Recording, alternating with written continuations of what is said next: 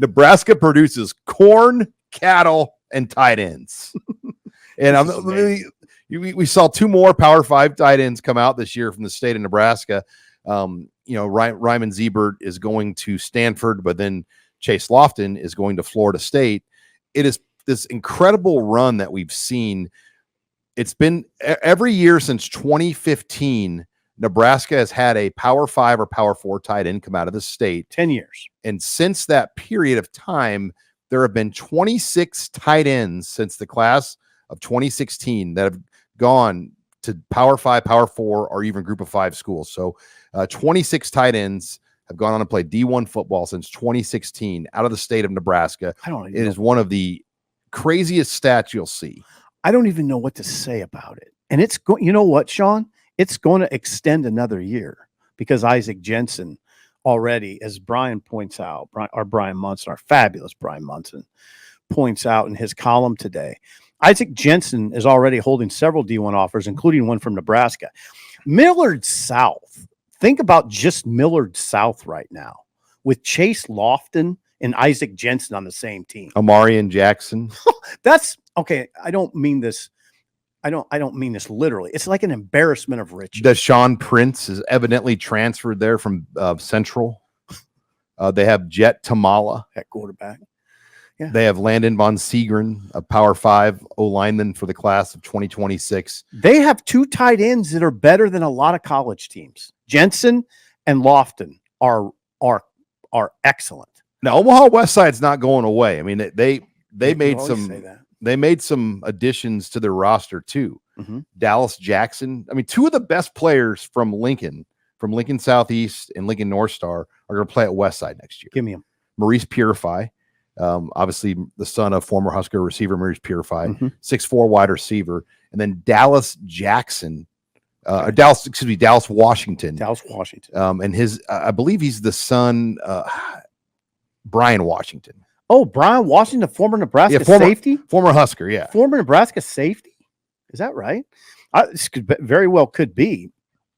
But that, yeah, look, while you're looking that up, you think about this. I mean, you just think about what the state had in this recruiting class. Ryman Ziebert. He had an official visit to Nebraska before choosing Stanford. Lofton, we mentioned Lofton. He ends up at Florida State. And so Nebraska is in a good spot with Isaac Jensen. Also, by the way, the number 1 player in Colorado is Camden Jensen in next year's class.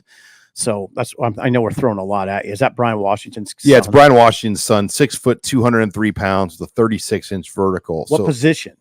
He's a receiver. He's a receiver. His dad was a hard-hitting big safety that played for Nebraska in the 80s and went on to play for the Cleveland Browns, maybe somebody else. But I remember Brian very well. Yeah, so Westside has added a lot of pieces to their team. Oh, wait a minute. I misspoke here. He's Millard South. I get all this mixed up. Okay. Brian, Dallas Washington is going to be at Millard South. Maurice Purify is going to be at Westside.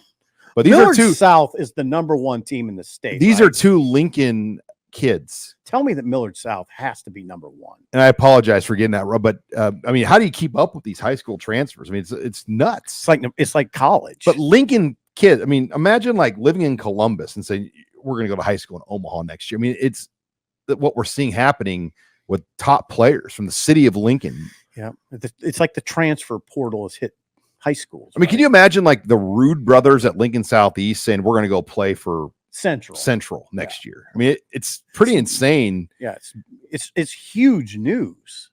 It's huge news. That's okay. Can I say this? It's huge news that doesn't get covered much. I thought like the Maurice Purify news was pretty big news. Right? Yeah, I don't think like for guys like Stu Popsicle and Mike Patterson and Bazinet, they do a great job. But yeah, there's no criticizing. They wait probably until they write their capsule because this stuff changes. Right. Exactly. It'd be hard. Yeah. Like there's just moving parts to it, but yeah, the number of moving parts and all that talent is assimilating to Millard South. If I was a sports editor, I think, at one of those, at the World Herald or the Journal Star, I would get into that heavily and say, let's make this like it is in college. If there's a big name player or even a medium name player that transfers, let's do a story. It's a pretty big story, right? It's a big story that Maurice Purify's son transferred. That's Yeah, he placed at state track. I believe he's in triple or long. I mean, he's a specimen of an athlete. We've watched him in camps. He's real. He's a real. He looks like, now he hasn't had any offers, but he looks like he's a guy on the cusp of offers. Yeah, and I think for him, there was like, hey, if you're going to do this transfer, you got to do it now because the junior year matters so much. The senior year, like Chase Lofton transferring to Millard South, did nothing for his recruiting. No, he was already on. All of his recruiting is based on what he's done for Elkhorn North. Yeah, how about that? But no, the tight end. Getting back to the tight end stat, since the 2016 class, 26 tight ends, as you said, have signed with Division I schools, basically. 26 from Nebraska. 26. That's a stunning number. There's just, you know what, Sean? There's just a lot of there must just be a lot of 6'5", 200+ guys running around out. When I shared this on your show, Vince Marrow years ago told me this. He's like, yeah, Sean, there's a lot of tight ends. Vince Marrow, that was 10 years ago. When he went to Kentucky, he continued to recruit Nebraska. Okay. Because he's like, there's just a lot of good tight end bodies in Nebraska. And Vince Marrow played tight end in the NFL for a little bit. Yep. That's his forte at Kentucky. So, other coaches, and I think when you look at our neighbors, Iowa, the state of Iowa has also produced a lot of great tight ends and what they're doing in Iowa City. So this part of the country in general it tends to produce tight ends. Yep. There's more tight ends in this part of the country than California. Yep. Which doesn't make sense. Yeah. Nebraska produces, as you've pointed out, more tight ends than California.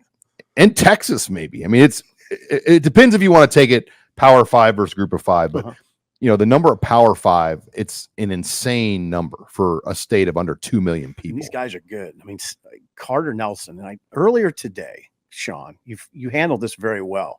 I refer to him as Seethan Carter. Carter Nelson. I mean, you're talking about talent. Chase Lofton, talent. I mean, that is talent. I mean, he's going to go to Florida State. Now, there'll be a lot of competition for him down there, but I imagine he'll do fine. Those guys can play. I mean, you watch them on film, and they're just no-brainers. No-brainers. And like I said, I think it makes sense in the sense that, hey, Nebraska has Carter Nelson and Thomas Fedoni. Both those guys are higher. Don't you think Florida State probably has some pretty good tight ends? I mean, Fedoni and Nelson are as good of a combination as you're going to get in a recruiting. I have to look at that. I need to look at what Florida State has. Come on. I mean, they're a top 10 team. Sure. Carter Nelson was as highly recruited as any player to come out of the state in a long time. I know. Oh, I know him. I mean, he actually took I run his fan club. Sean. He took an official visit to Georgia. Yeah. Like there's people that try to like poo-poo but he was a Nebraska high school athlete of the year, and he was legitimately being courted in June by Georgia. There are guys in this state that get offers, but then the courtships kind of don't carry into June. He's an elite athlete, and he's lifting weights for the first time. And what's that? Chase Lofton, though, is obviously in that category, though. He had A&M, he had Missouri, he had Texas, he had Florida State, Nebraska, all courting him in June. Yeah.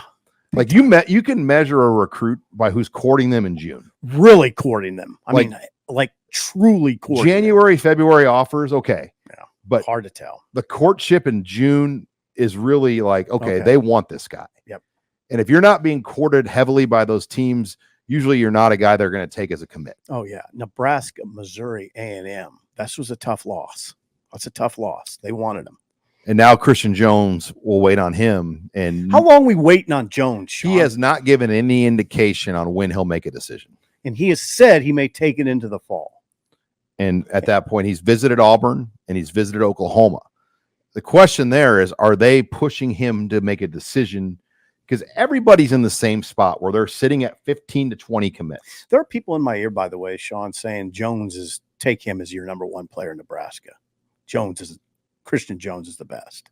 A couple people have watched our shows and said, no, Christian Jones is the best. It depends how you project him, though. He's never played like a true in-the-box linebacker. Right. Does he have to play in the box? He's not really an edge guy. Could you make him an edge in the college Does he have the length and the measurables? The arm 6'2.5". I don't know. I don't know how much more upside is there to be a true edge in the SEC or the Big Ten. I think you can be an edge at 6'2.5". But that's a pro position in this league. You got to be a pro. If you're going to play edge at Nebraska or a high level pro, you got to be a pro. I hear you. Like you can't. It's hard to be sawed off on the edge and be a high level edge when you're going against first round tackles, trying to get to a quarterback. Right. No, that's 100. So I totally agree with you on that. I totally agree with that. I think that's the debate. I mean, who are you talking to? Who emphasizes height more than? But anybody, it is. I mean, it's a 1A. Anybody in the world. It's a 1A, 1B as the top player in the state. No doubt. But On3 is not their rankings analysts, and it's not the writers. It's a true scouting professional group that does the rankings. They're not as high on Jones as Lofton. Okay. By the way, height. Nebraska, no players in its 15-player class right now of 2025 smaller than 6 foot. Good job.